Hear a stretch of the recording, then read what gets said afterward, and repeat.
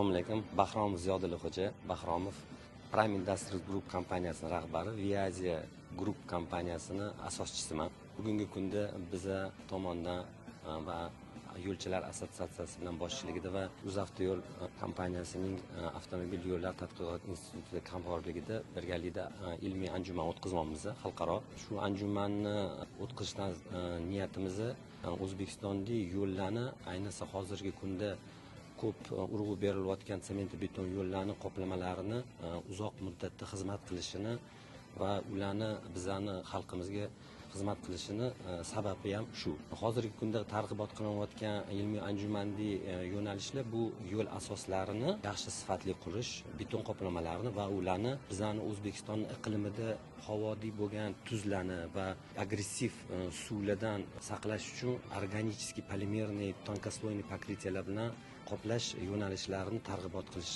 bilan mo'ljallangan. Shu sababli bugungi kunda ko'p ilmiy xodimlar, xalqaro institutlarning xodimlari bugun o'zining dokladlarini berib, mana shu bizani yo'l bamontiga shu narsani yetkazish niyati bor. Rahmat.